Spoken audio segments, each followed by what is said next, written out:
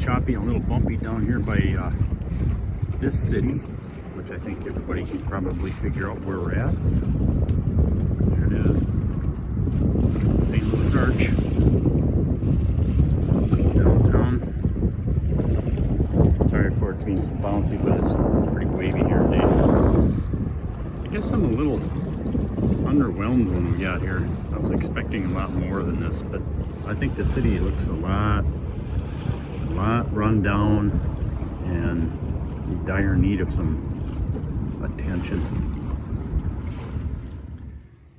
Well, after getting through St. Louis, the barge traffic and commercial traffic died down considerably, and the speed on the river, the current, actually picked up considerably, which is in our favor. So right at the mouth of where the Missouri River comes in, it dumps into the Mississippi, the speed picked up about 2 miles an hour. So we managed in the Sylvia Sea to get just over 8 miles an hour without any increase in engine RPM, which really makes me happy. So we are now here at Hoppy's Marina at mile marker 158, and Hoppy's is an institution. It's been here apparently since 1936. It's just a couple of old barges tied together, as you can see. There's the bank going up the river. The guys were so helpful when we got here. I put 8 gallons of gas in and got 5.5 miles an hour, or MPG, out of the boat, which is the highest I've gotten so far, thanks to the current. So hopefully tomorrow we're heading down to mile marker 0 at the confluence of the Ohio River. So, and then we'll be going up the Ohio to Paducah. I'm kind of looking forward to that. So I'm hoping you can see this, but I want to give you another example of Mother Nature's food chain in moving at full speed. We've got dragonflies all over the surface of the water here tonight, feeding on the mosquitoes, because I believe the weatherman said there's a 100% chance of some rain tonight, so I suppose the bugs are all active and out and feeding, and then the dragonflies are feeding on the mosquitoes, as I said. And then you also get the birds, the swallows or the purple martins, I'm not sure which, are feeding on the dragonflies. So pretty cool, and they're all over. One little tidbit about dragonflies is they're the only insect that can fly backwards. So there you go. Well, good morning, everyone. Just want to show you a little bit what we woke up to here. We had a rainstorm last night, which wasn't too bad. We needed a little bit to try to wash some of the dirt and bugs off of the Sylvia Sea. Just wanted to show you here. Hope you can see how fast the current is running here on the Mississippi in front of Hoppy's Marina. That's got to be going at least 2 to 2.5 miles an hour. And for reference, back home in Red Wing, it's about 3/4 of a mile an hour. So I highly doubt if a big swimmer could even swim against that. It's pretty strong. Here's a shot looking downstream. As I say, we're tied up here at Hoppy's Marina. It should be Hoppy's barge, but this is a maritime institution. This place, as I said yesterday, has been here since 1936. They've endured many storms and floods, obviously, over the decades, but they're still going strong. Here's a little view of going down the gangplank onto the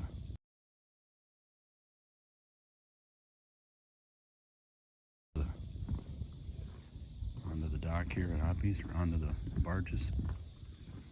You can see the lines over here on the sides of the water and the gas lines for the fuel.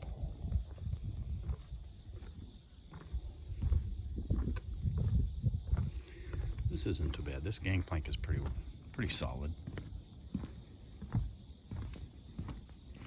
You get down here, I'm going to show you something that's just a little bit hairy.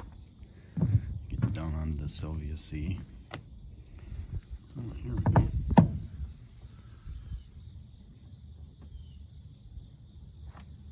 St. Louis Shipbuilding. And then to get over to the Sylvia Sea, we got to step across this right here.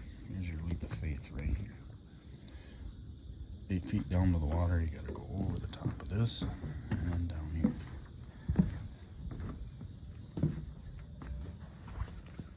And then here's the Sylvia Sea.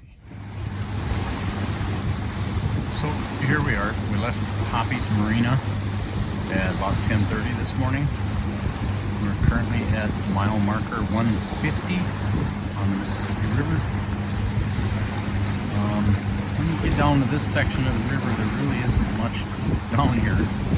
There are cement factories and places where they're filling barges with sand and other various bulk materials here and there. But other than that, it's pretty much barren down here. Not much going on. Just sitting here piloting the boat, constantly on the lookout for ripples or any indication on the surface of the water that there might be an underwater obstruction, which we obviously want to avoid at all costs. And about 11:30, we'll think about lunch here in a little while, but Michelle's just sitting here working on her drawings.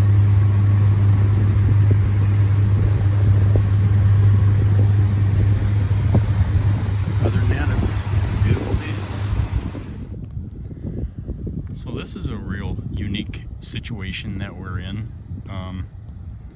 We actually made it down from Hoppy's today. We went down about 45 miles, and we're currently at the Kaskaskia Dam, which goes up the Kaskaskia River up in the middle of Illinois, which we're not going through there, but it just so happens that they will let you tie off to their guide wall overnight rather than staying out in the main channel of the Mississippi.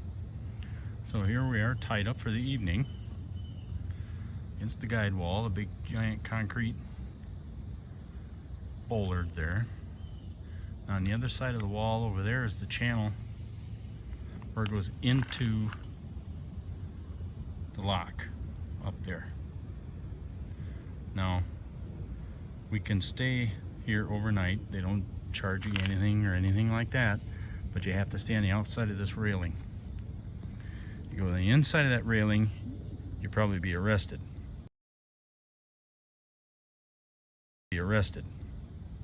That's the issue. Well, I don't have any problem with that. We're staying right here. But nice, calm water. We're out of the current. There's no barges. If the barges would come up, like I say, they'll be going up the other side of this concrete guide wall. So, but as shallow as it is, I'm not sure if there's any barge traffic or not. But fun.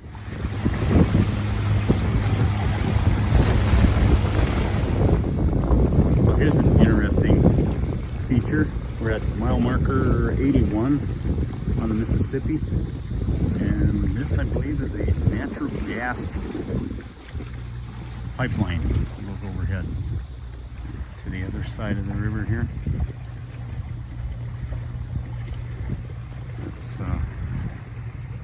That's a big one. I wonder how many homes and businesses that thing feeds. It's like 2 pipes.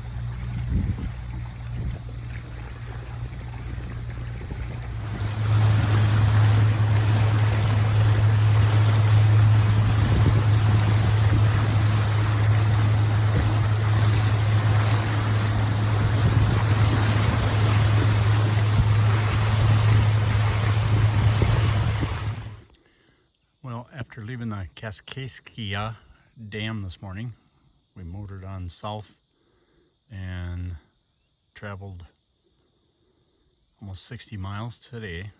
We're anchored now at mile marker 42, which is right below Cape Girardeau, Missouri, and we're just below the railroad dam there. Quite a bit disappointed in Cape Girardeau. It's about a halfway point from Hoppies to the Ohio River, but there's no place to pull in. No place for fuel, no place for food, nothing. So it is what it is, I guess. But we're tucked in behind this wing dam here. As you can see, the current is just still very rapid out there.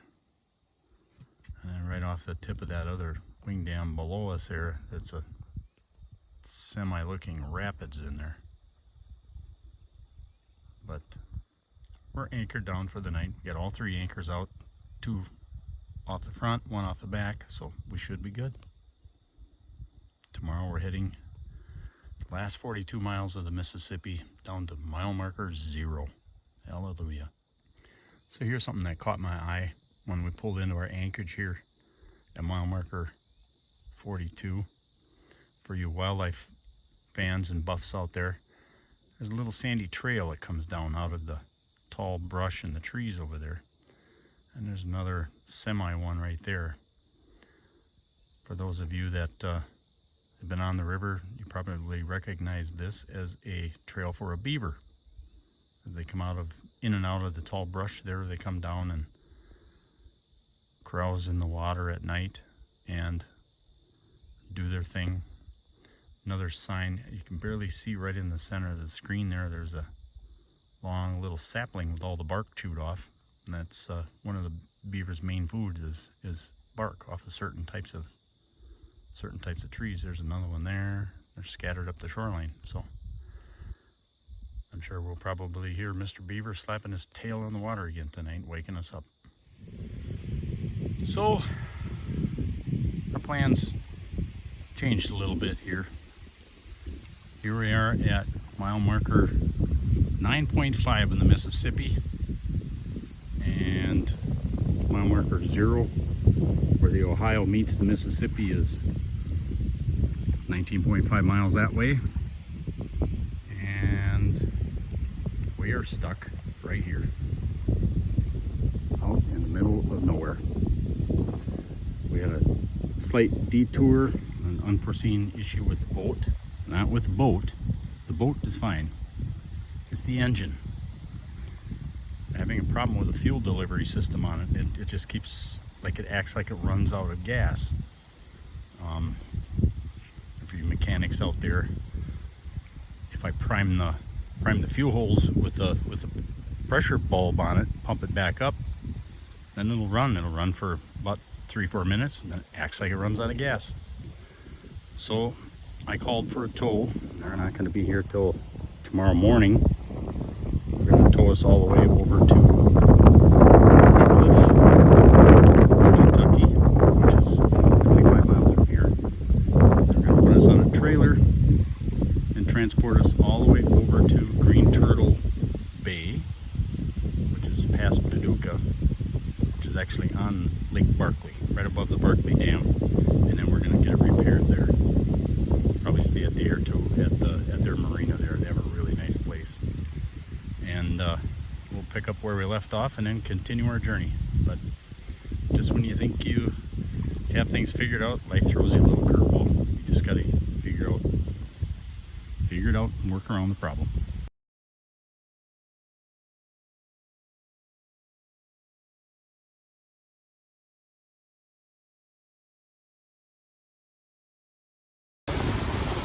Well, here we are at mile marker 17.5 on the Mississippi, heading downstream. Michelle's just enjoying a little cocktail, and I'm here at the helm. But this is not quite the way I was envisioning getting to Mobile. I hope you can hear this, but let's play a little, where's Donnie and Rochelle now? So right on the other side of that red nun is the southernmost point of the state of Illinois. Right there.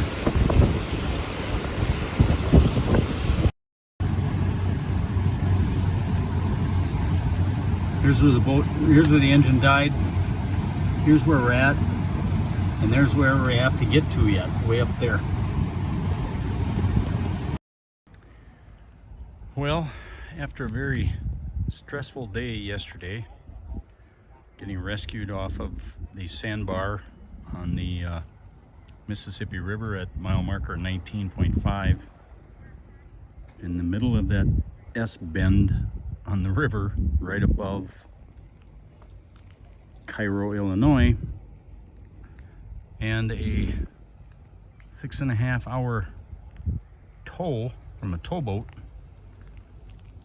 We finally made it to the Olmsted Lock, which is on the Ohio River, to get up on a trailer, get the boat on the trailer and get hauled out.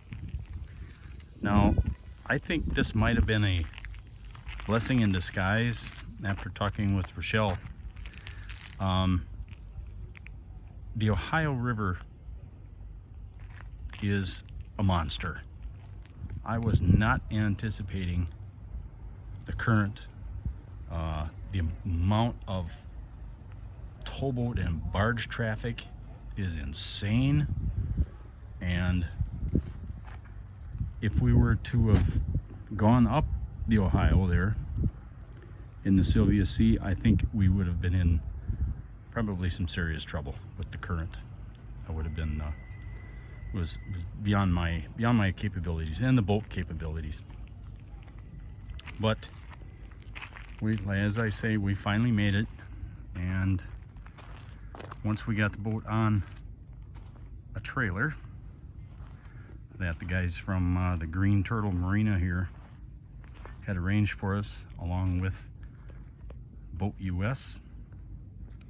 They came and rescued us in this towboat, twin 140 Suzuki's on the back. Can't imagine the amount of fuel they must have burned dragging us upstream in that thing for 6 hours. But now that's the kind of size, that's the size of boat you need for the Ohio. But